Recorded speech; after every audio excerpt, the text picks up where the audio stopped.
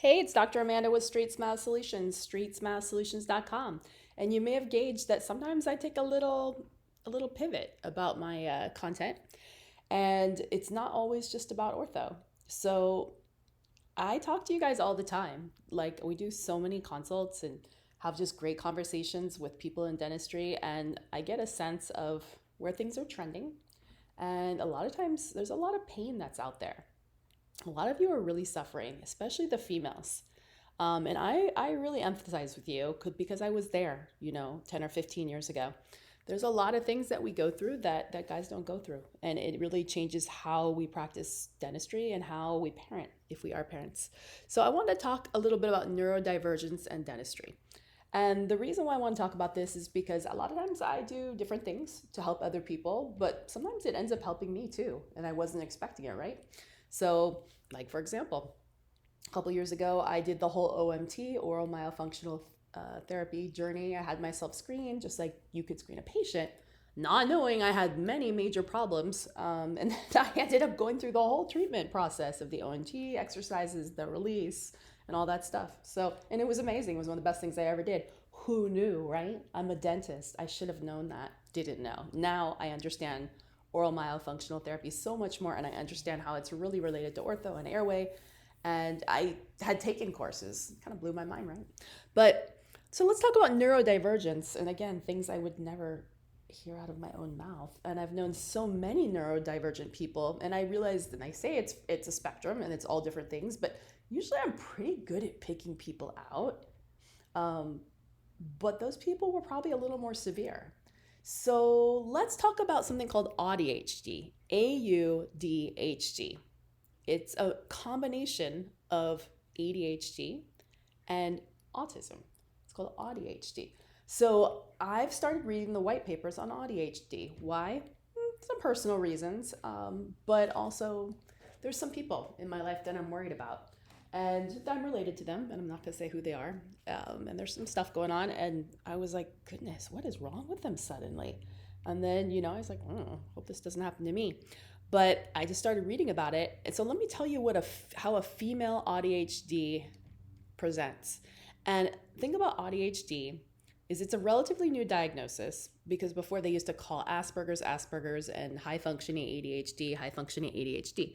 I did not realize, first of all, is that there's a form of ADHD and a form of auDHD that where a female is, or anyone, is highly functional, like very punctual, very on time, very neat, very organized, on it, like totally managing their life, not a problem, but there's still problems that are underneath. So this is kind of fascinating. Who knew, right? Everyone I knew that told me they had ADHD was always kind of a mess. There's a lot of people in my life that have the normal ADHD that are messy and cluttery and hoarders and, oh gosh, I know who listens to my, okay, maybe I should stop this. But anyways, yeah, there's a lot of that, people I know, friends, family, stuff like that. But I didn't realize that auDHD is a highly functional person who does very, very well in school and is a very friendly person. So you would never know. But there's something called masking, where somebody who is highly functional is doing that because they feel like they have to, but underneath they're really not. And it's really hard for them to do all this stuff. And ultimately what happens as you get older, especially women, as their hormones change as they get older, it becomes a lot harder to do this, and they start to get a little more stressed about keeping everything tidy and organized and managing things. And I'm finding out now there's a whole generation of lost women, female out there. Now they're diagnosing this in kids, but they weren't with us because they didn't know how, because girls present totally different than boys. So I'm finding people right and left that are being diagnosed with this. Some people need medication, a lot of people do not. But they end up finding they're really struggling in their careers in the second half of their career, not in the first. All of a sudden, things that never bother them really are struggles for them, like staff management or drama with the staff. Not the dentistry itself, not a problem. Or they do great at work, they're totally fine, they manage it, but they get home and they feel so wiped out. that there's zero gas left in the tank.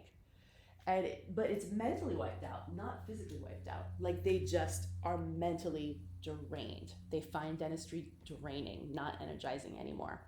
And that is how basically that presents the problems for the highly functioning people.